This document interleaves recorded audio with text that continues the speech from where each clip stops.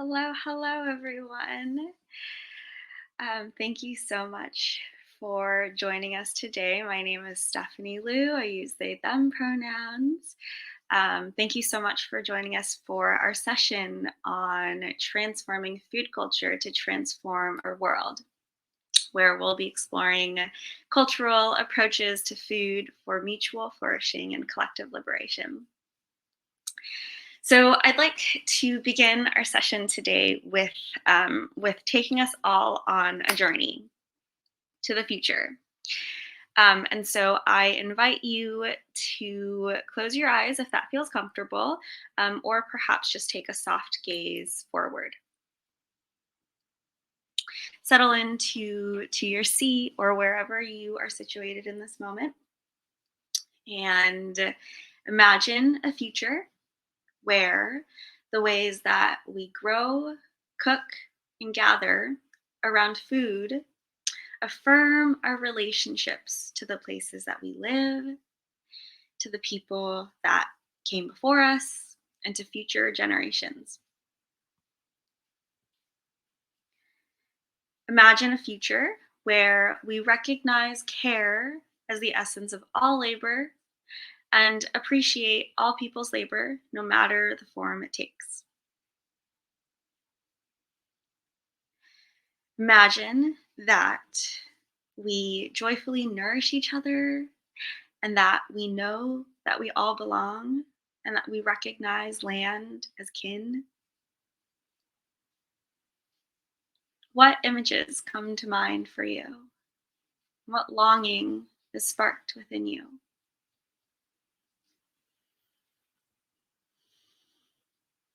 How does that feel in your mind and in your body and in your heart?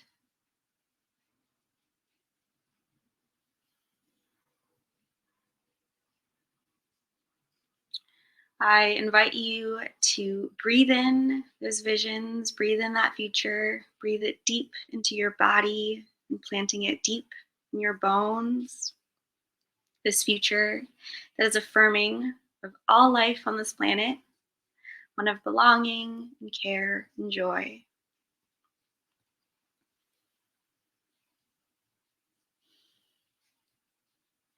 And when you are ready, we invite you to open your eyes and join us, gifting us with your presence in this virtual space today. I'm really excited for you to be joining me alongside my colleagues Abi and Shane, who I'd love to see brought up on stage with me. Hey Abby, hey Shane. Um, so to start off our session today, um, I would love for the three of us to introduce ourselves. And the way that we're going to do that is we'll be sharing a little bit about our relationships to the people and the lands that we belong to. So I can start us off. Um, my name is Stephanie Liu again. I use they, them pronouns. I'm joining you all from the lands of the Lishan Ohlone people in Oakland, California, in the United States, and a little bit about where I'm from, my relationships. I am a queer Chinese human being. I can trace my roots back to the Guangdong province of southern China. So I am Cantonese. And my relationships to my people and my land, I'd say are actually kind of hard to talk about since our family has moved so much from forced migration and war. What I have held on to and what I've been able to do is um, think about what my family and my people have brought along with us. Um, and those are the foods that we belong to. I think of steamed egg on rice. I think about steamed catfish. I think about rice porridge.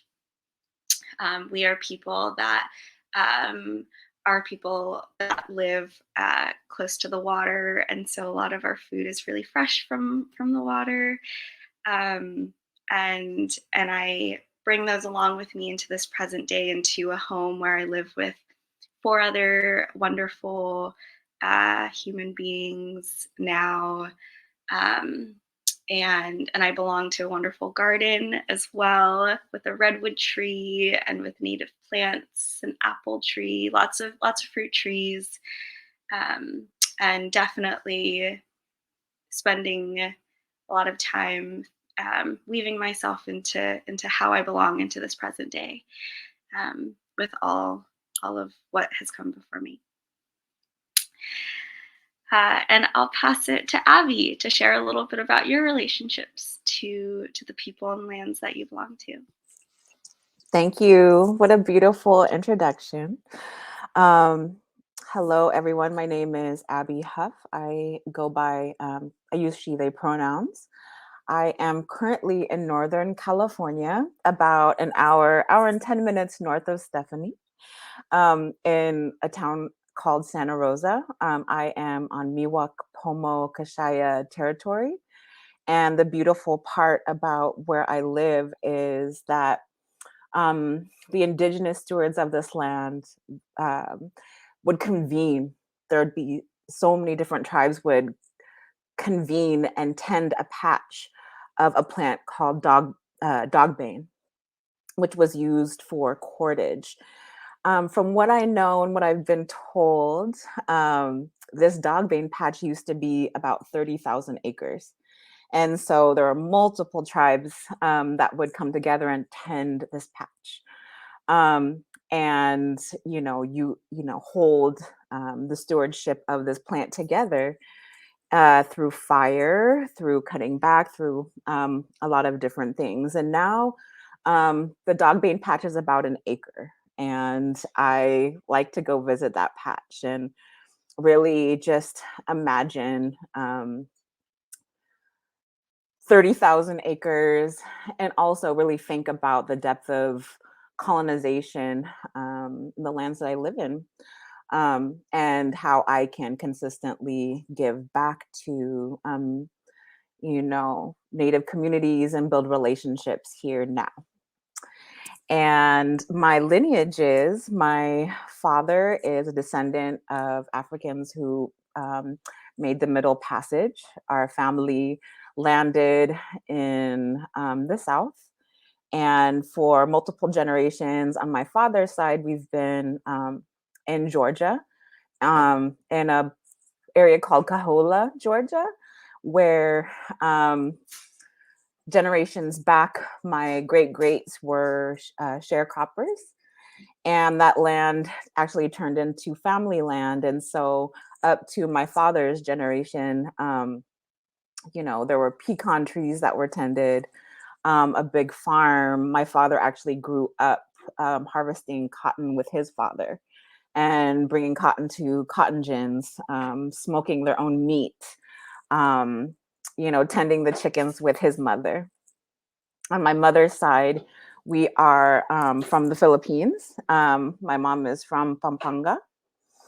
And what I will share a little bit more about in my time of sharing is just the gifts that my mom brought with her from the Philippines. So I'm part first generation.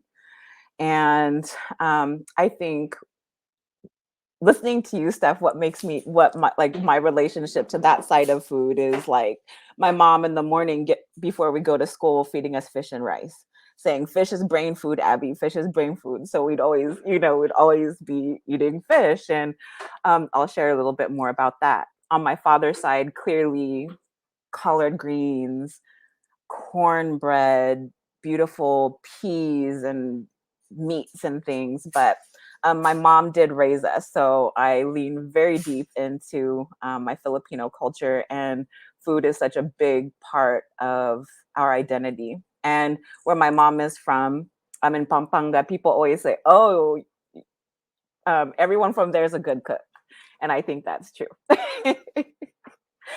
So thank you. Happy to be here, and I'll pass it to you, Shane. Abby, thank you so much. I didn't know we're familia. That's so cool. Peace, everyone. Hello, greetings. Before I start, I want to give thanks to the Creator for this day and for our collective ancestors for dreaming us here. And I call on my ancestors to give me guidance as I speak today. Um, Thank you also for this opportunity to be with you. I I live and work in the Anishinaabe occupied territory, um, also known as the Federation of the Three Fires, the Ojibwe, the Odawa, and the Potawatomi. And I live and work as an uninvited guest uh, in what is known as Wawea Tanong, also known as Detroit, Michigan. And that's the Ojibwe name for Detroit, which means the curved shores where the river bends or where the waters meet. So it's really beautiful how um, Native people, uh, Native people's identities are connected with the natural world, and in particular the waters that surrounds Michigan. And sending much love and protection to those of us on the West Coast that are experiencing some impending weather that's making things very worrisome. So, thank you for again for being here and being present for this moment. I also identify as being first generation. That's a really big part of my identity. I feel like I'm in this liminal space though, because to some I might be too Western, uh, but to others in the U.S. I'm too exotic or too foreign looking. I often get asked where I'm from, even though I've lived in Detroit my whole life.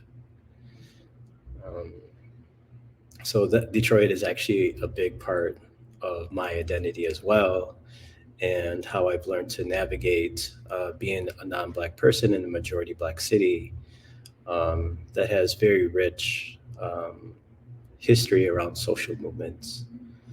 So the way that I walk in this world is illustrative of my political ideology. Um, and to the many elders that have imbued me with their great expansive wisdom and continue to do so. Um, I'm also encouraged to talk about food, but I'll save that for the story that I'm going to tell a little bit later. Thank you. Savvy. Thanks, Shane. I feel like these introductions in itself, where we're bringing in these relationships to the people and the lands that we belong to, is in it of itself like culture, and I love that that's how we've started off this conversation. I am going to start off or continue the session by digging deeper into food culture together, talking about how this cultural lens helps us expand and orient to our work in generative ways, and then how our dominant food culture. Um, I'm just going to advance these slides here. Um, how so talking about food culture, how our dominant food culture and our current food movement and solutions are shaped by white supremacy that only perpetuate problems of exploitation and extraction. And then we'll listen to stories from Abby and Shane about how their cultural practices with food are building a world of mutual flourishing and collective liberation. And then I hope that you all will be joining us for the Q&A, to dig deeper into what we're sharing together. So, a little bit of background. Um, a little bit of who I am and the work that I'm a part of. I am a network weaver with Food Culture Collective, which is a national, multiracial community of play, democratizing food culture to feed our collective healing and transformation. And by democratizing food culture, what I mean by that is we're talking about power and what the ways that we are sharing, shifting power. And there are a couple different elements here that are important. There's the who. Our work centers the work of those that identify as Black, Indigenous, diasporic people of color, LGBTQIA+, immigrants, people with disabilities, and women. So people that are historically and presently marginalized. And the how of what we're doing. It can show up in many ways, like through simple interactions of how we listen, show up with each other, and how we co-create together, to name a few. And so our work with Food Culture Collective, we use story, art, practice, and experiences to disrupt this culture of extraction and exploitation, and instead collectively reclaim and reimagine our relationships to food. And we're doing this because we dare to dream of this future where our economies and our cultures are shaped by care for the land, waters, and people to which we belong. And so at the top of this session, you just did a little bit of that with us, daring to dream of this future. So thank you for dreaming with us, and welcome into this work.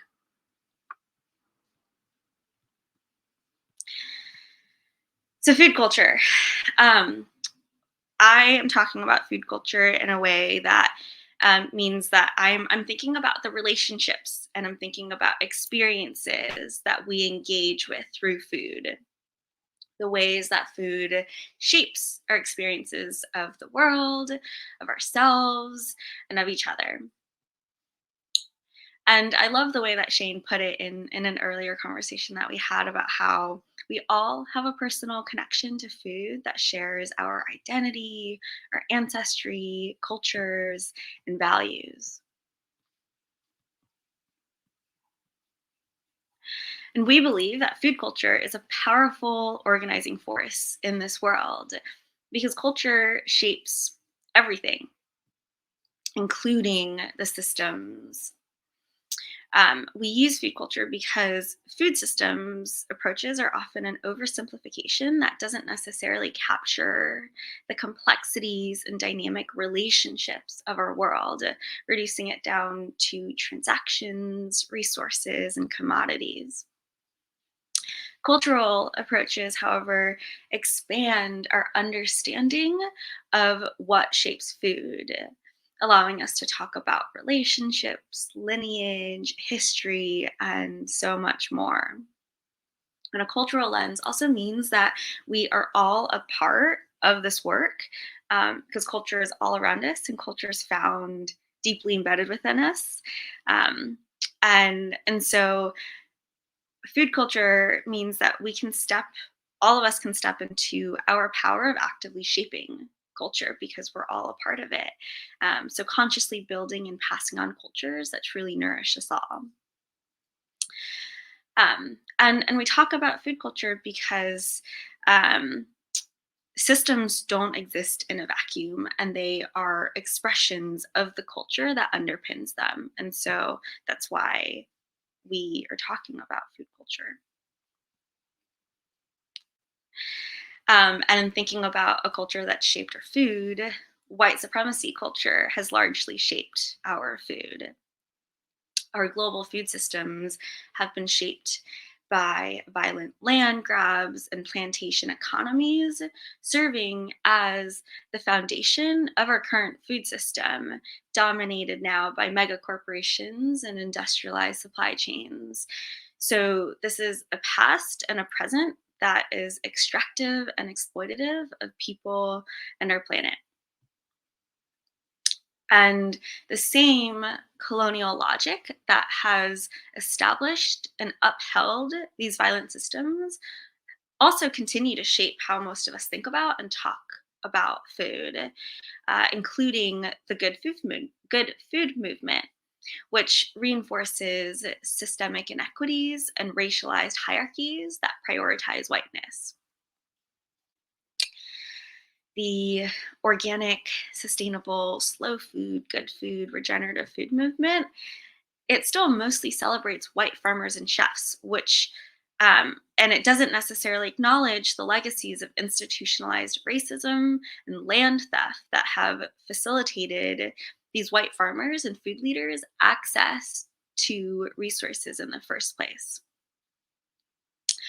These white dominated narratives of the food movement have overshadowed the work of generations of Black, Indigenous, and diasporic people of color doing culturally rooted work in food, diminishing and dismissing their work.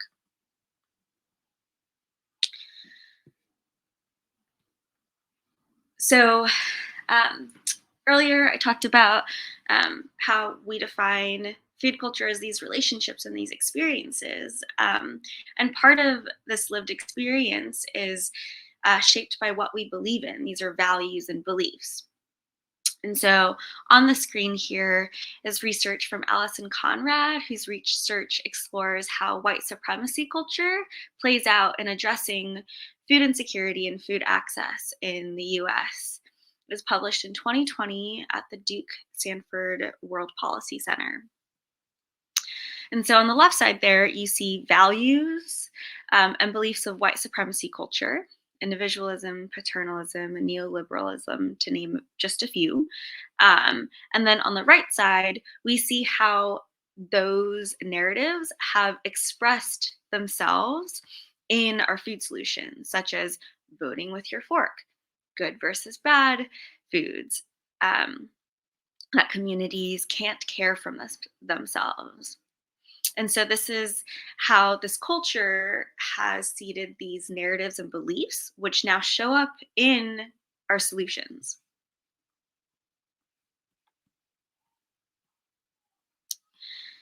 So, alongside white supremacy culture are a multiplicity of other cultures. And those are the cultures that, more importantly, I want to be lifting up. There are food cultures that are shaping our world, even if our colonized languages and worldviews don't necessarily recognize or center them. Food culture work has always existed and continues to shape our work. For example, the ways that Indigenous communities and leaders are rematriating land, so shifting away from ownership and extraction towards a relationship with our land, bringing a sense of care and responsibility along with it. There are the ways that diasporic farmers and land workers are reclaiming belonging and wholeness. That's seen in popular books like Braiding Sweetgrass and Farming While Black. And they're popular because of the ways that they approach food with a cultural lens. Braiding Sweetgrass, rooting in relationships, and then Farming While Black, about centering the Black experience and calling in Black history, lineage, and liberation. And then there's also food sovereignty movements globally that take this lens of cultural work.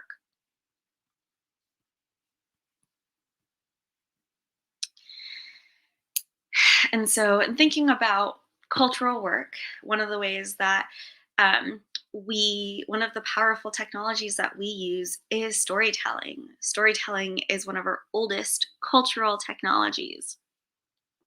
Sharing story is a powerful way to shape and transmit culture. Stories pass on and reinforce lineages of values, beliefs, norms, practices. And the stories that we share with one another can breathe life into a food culture that works for all people, all bodies, all lands, nourishes and heals us. And so this is why I'd like to spend the majority of the time with Abi and Shane, listening to the ways that their cultural practices root in healing, nourishment, joy, and lead to transformation and mutual flourishing for us all. And so at this point, I'd love to bring in Shane to hear more from him and his story.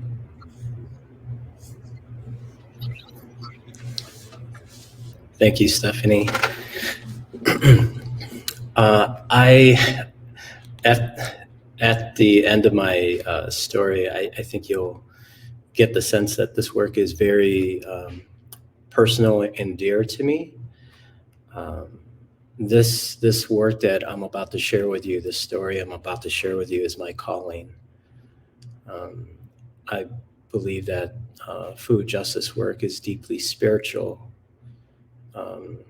and that is an aspect of food justice movements that needs to be highlighted and given more credence. Because if we go back far enough, we can draw a lot of our fights and our struggles to where we are connected with the land. And by virtue of the images that I've shared with you here on the screen, I speak as a member of the Philippine diaspora. My father's side is from Nueva Vizcaya in the Cordillera area in the mountain region, and my mom's side is on the east coast of Luzon in La Union, which is the surfing capital of the world. And so I kind of have land and water in my lineage by virtue of these images. And I come from a long line of fisher folk, growers, craftspeople, caregivers, herbalists, and healers. And in the last few years, since 2010 or so, I've been playing a role as a caregiver in my family. And our traditions and practices come from cultivating an intimate relationship with our ancestors' lands that help maintain our sense of belonging and identity. And for someone in the diaspora like me, our food serves as a proxy for this relationship to our ancestral lands, because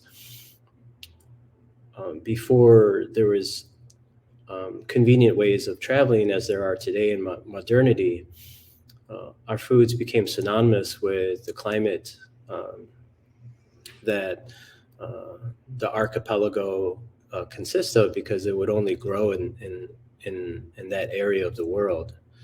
And so you had to have certain conditions for our foods to thrive and to flourish. And so our connection to our ancestral lands gave us our sense of belonging and identity, part of which is imbued with this central idea that is a core component of Philippine spirituality, which is kapwa, which is spelled Kapwa. And that translates into this idea of a shared being. And so this idea is imbued in all of our traditions, all of our rituals, all of our practices, all of our celebrations, in particular the ones that connect us to our lands, whether we're growing, whether we're farming, fishing, cultivating herbs, or cultivating relationships with one another. Kapwa is a very critical component of this work.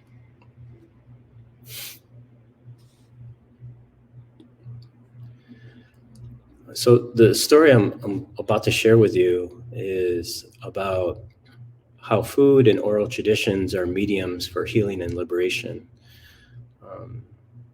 In order to follow the story, one of two things need to be considered and embraced. I offer this invitation to you. Is one, that oral tradition is a legitimate source of knowledge. This is the way that my ancestors handed down wisdom and knowledge and information to following generations. This was our primary way of doing so before we had a written language. And so part of this work is reclaiming that practice, that ancestral practice of oral tradition. The second thing to embrace, and this is also an invitation, that embodied knowledge is also a critical point of this work as well, of healing ourselves and liberating ourselves, is that in becoming part of the diaspora and being disconnected from our ancestral lands, we've been left with what we've been able to inherit from our forebears. And so this begins my story. The photo here is my altar back home, which has flowers from my garden, cuttings of a plant that I was gifted, and you see also betel leaf and betel nut candles, and most importantly are photos of my ancestors. My Lola, my grandmother on the left, who was widowed when my mom was very young, and she became a seamstress, and she was the main caregiver and the matriarch in the household that I grew up in. So my grandmother and I used to spend a lot of time together while both of my parents worked. And on the right is my father, who is a cook and the gardener in the home, and I used to spend a lot of time with him in the kitchen, because that was my punishment for being naughty or being bad, that I had to spend time with him in the kitchen, which later on paid off, and I'll share more about that very soon. And when this photo was taken, it was prior to my dear brother joining the ancestors a little over a year ago. He lost his battle to cancer. So since then, I've added him to my altar as well. And I felt compelled to bring him up at this slide. So in 2010, my father joined the ancestors. He had the hat trick of chronic health disease. He had diabetes, obesity, and heart disease. And this was during the housing and foreclosure crisis. And during that same year, we also lost a home that I grew up in on Detroit's east side due to predatory lending. And not only did we lose our home, but we also lost our connection to our family garden, which my father would spend countless hours in. Even after working a full day in our family grocery store, he would come and work until the past time it got dark.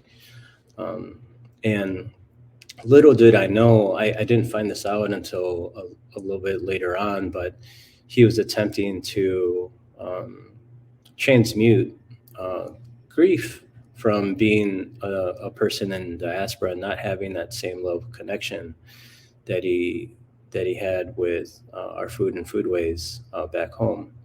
But the point that I'm trying to make here is that I saw how strong this connection is between food culture and our identities.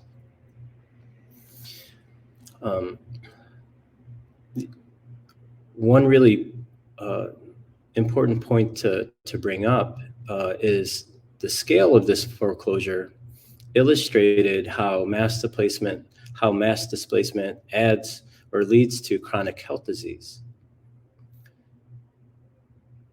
And this ongoing cycle is a legacy of colonialism. If we look at it over time, this cycle has repeated itself. There's a pattern of how colonialism works and how it sequesters this harm within our bodies as chronic health disease.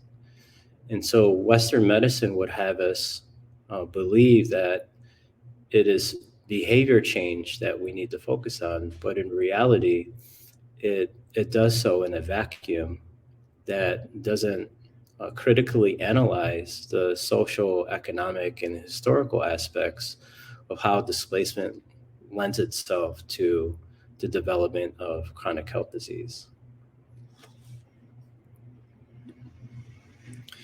So looking back, I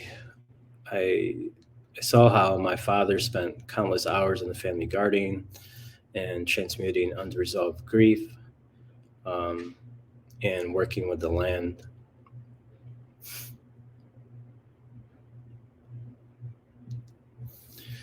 This illustrated how our proximity to land-based culture is an indicator for our overall health, and exactly what I just shared with you about how Western medicine pathologizes our personal behavior instead of the compounded trauma of being displaced over and over.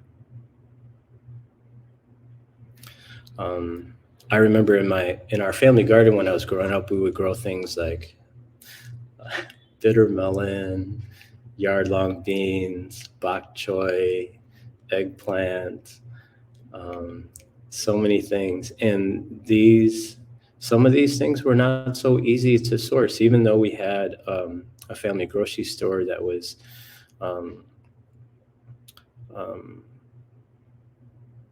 that stocked some of these things. It was really important to grow these things ourselves and to save the seeds and develop and maintain our relationship to these foods, and resist the idea that these are commodities.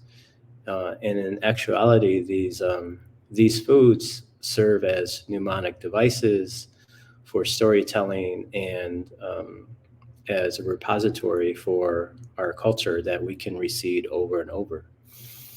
This also exemplified how culture is alive, that it's dynamic, that it continually adapts and evolves and grows over time. And so what is present is the process and practice of renegotiating these relationships with the land and the plants themselves.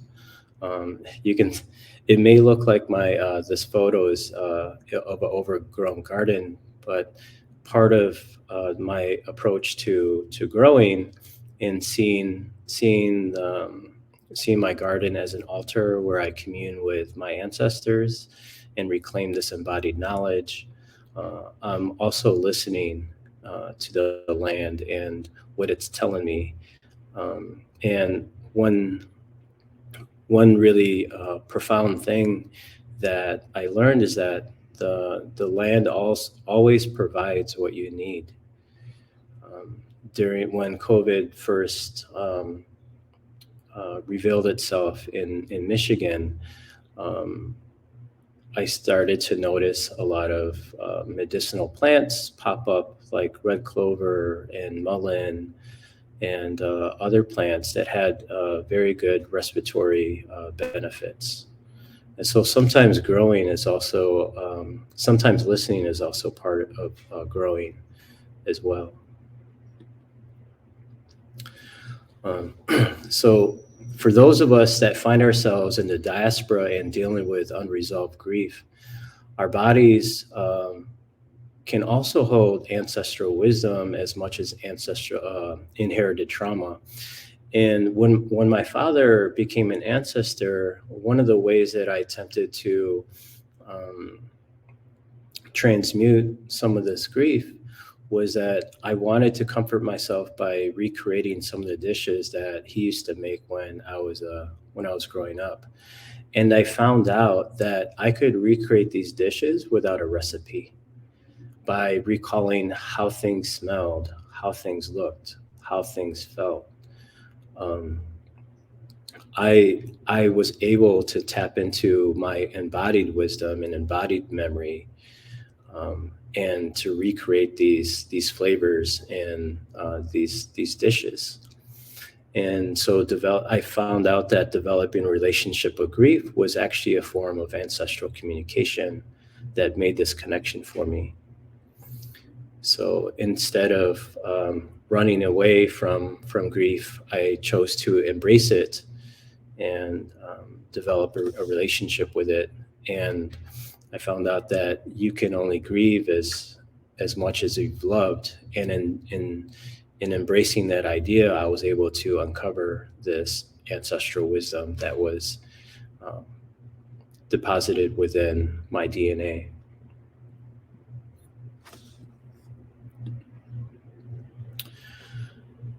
And so, if you've gotten anything from my story, I just want to make very explicit is that when my ancestors and family were displaced from our ancestral lands, we are forced to trade our labor for wages, which inhibited our ability to celebrate our traditions, rituals, and practices that maintain our ancestral identity. And by virtue of this image here, you can see how the whole system works to sequester power at the top and to extract resources from the global majority, which is at the bottom of this illustration.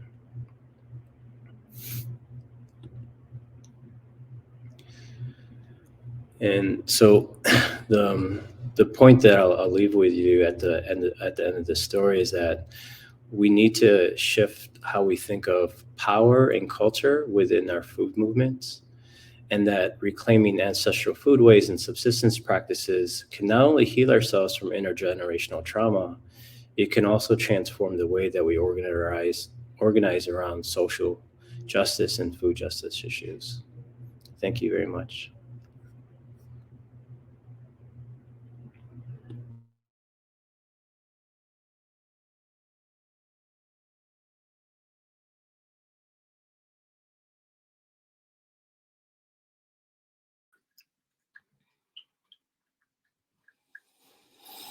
Thank you so much, Shane. Again, everyone, my name is Abi Huff, and I came in to this conference a little last minute, filling in for one of my colleagues, Pandora Thomas, who is an Afro-Indigenous permaculturist here in Northern California. And we steward a farm together called Earthseed. And this land is probably one of maybe at the most 3 Black-owned organic farms in California. Here in Sonoma County, the population of Black folk is about 2%. So this land is a very, very, very, very special home and place for folks of Black, Indigenous, folks of color to return to the land and heal, build relationship to food, to one another. The work that I have really focused on in my life is one, I'm an herbalist.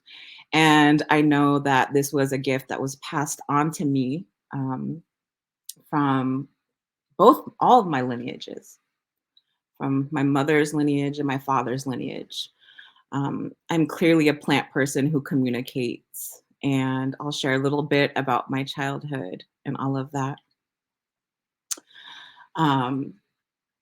But I've focused on working with communities of color, peoples of color, and again, the intersection of marginalized people within that. And really working with plants and the earth has been a form of reclamation for me and for those that I work with, just this inspirational point.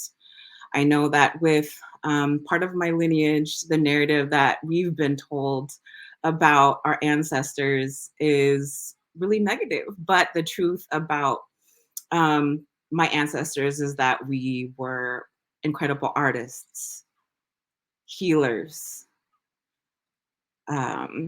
ceremonialists, scientists, builders, all types of things. And especially here in the United States, as Black and people of color, diasporic people of color, the reclamation and the rewriting of that narrative is such an important piece that happens with me through the connection to plants, to land. And like Shane had spoken about, that embodied shift, that awakening when you smell the soil, when you hear the plant speak to you and you recognize that it's in your blood and bones, that these gifts that our ancestors left us are in our blood and bones and can be accessed, whether through our elders, if we're blessed to have family members and people in our lives that can share our family stories. For those of us who don't or may not have that direct contact, I think the earth and the plants are there for us to really awaken those parts of ourselves and those that memory that's deep in our blood and bones. So for me, I know that the plants raised me up. As a young one, my mother raised us.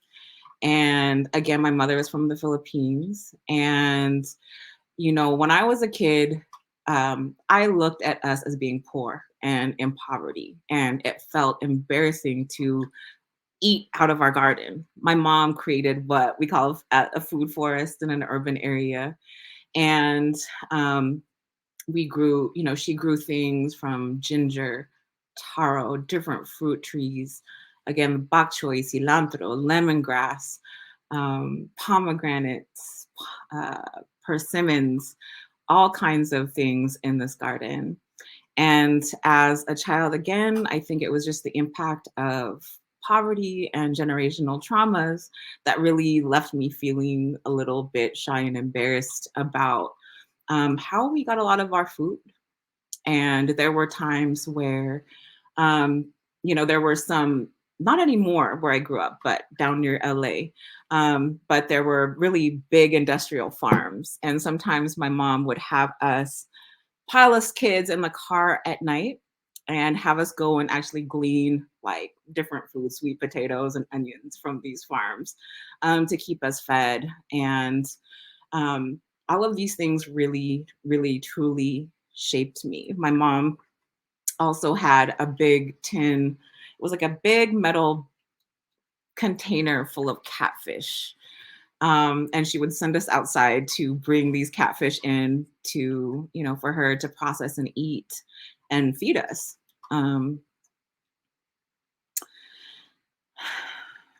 We had ducks, a lot of different animals that my mom processed. As a child, I didn't recognize the depth and beauty of the gift that she was modeling for me.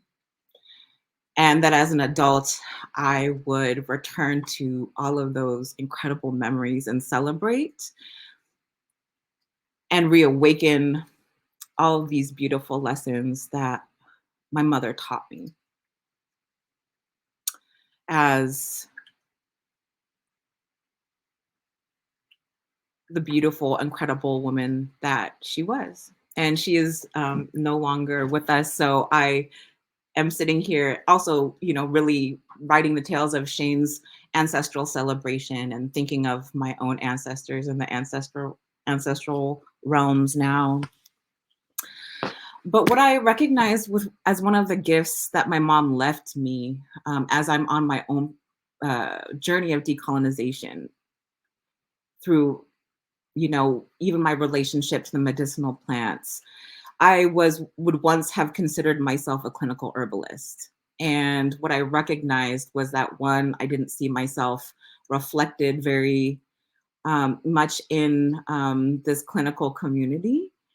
And two, I saw this pattern of extraction and actually, you know, giving, you know, really valuing parts of plants over other parts of the plants. And when I started digging deeper into my own lineage and how we've worked with plants and more, you know, Black Southern medicine, I was kind of blown away at the fact that my clinical training never, you know, just would disregard multiple parts of the plants. And as I look back at my mom's garden, I recognized that she had already taught me that.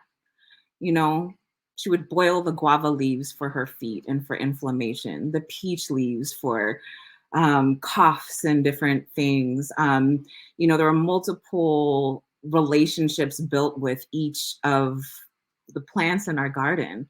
It wasn't just food, but it was also medicine. My mom really left that imprint with me. And as I've deepened my relationship with the plants and walk with others and exploring their relationships with the plants, I rise up the full being, recognizing that even with certain types of knowledge and educations, um, the patterns of white supremacy, of almost dissecting and taking apart things and, you know, again, just giving value to certain parts and disregarding other parts was really reflected in the plants. Another aspect of my relationship to the plants and what I love exploring with others is the journey that the plants have taken alongside humans through the spice trades, through um, land grabbing and displacement, through travel. Um, we share the same stories as these plants. And when we find fruits that maybe aren't native to a particular place that we are, those fruits came here with a person, with people, and a story.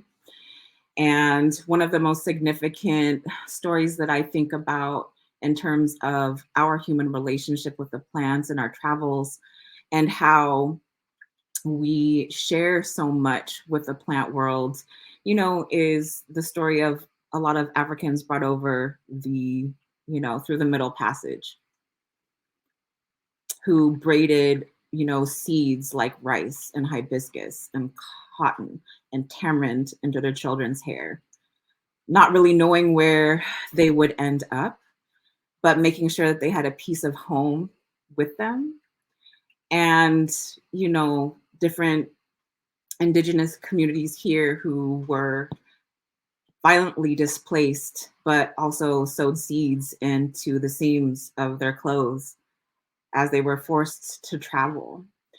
And so there is so much depth to the legacy of our human plant relations. And I look at our food as deep medicine, deep ancestral medicine. Again, a way for us to celebrate, our ancestors and their journey and our ability to be here and reclaim and remember and keep alive the traditions that come through our foods, through the travels of our foods. And I know that I am also living proof that um, accessibility to land is a huge part of food justice and food culture. That if my mother didn't have this little garden, I don't know who I would be. We didn't have this little piece of land where she could, bring home and share home with her kids and, our little garden, which was our nourishment. I'm not completely sure, again, like I said, who I would be. And it's invaluable accessibility to land and space and so much. But I just wanted to wrap up our little session with that in celebration of, my own family and offering my ancestors such deep gratitude because they've actually led me to do the work that I do, which again, I work with medicinal plants, which are also food plants. And another part of the work that I do is land rematriation, where I reunite Black and Indigenous communities with land and support the stewardship of land. So reuniting people and the land to be tended to in a different way and just rekindle those relationships. So I'm really grateful to have been here with you all and alongside Steph and Shane, and yeah, sending you all love and deep appreciation for your time and attention today.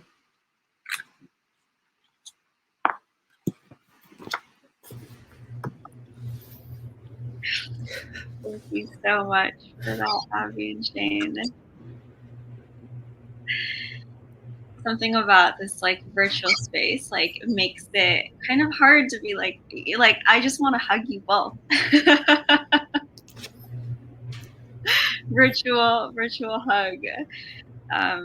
Yeah, I really loved the point, Abby, that you had ended on about like this being a moment of also celebration of like where we've come from, and where we are today. I think I want to take that in. I want these last couple minutes to be a moment of celebration of the both of your journeys and the people that have come before you, and to going back in time and then going forward and thinking about everyone that's listening in here in this moment, and what your stories make possible for everyone listening in today.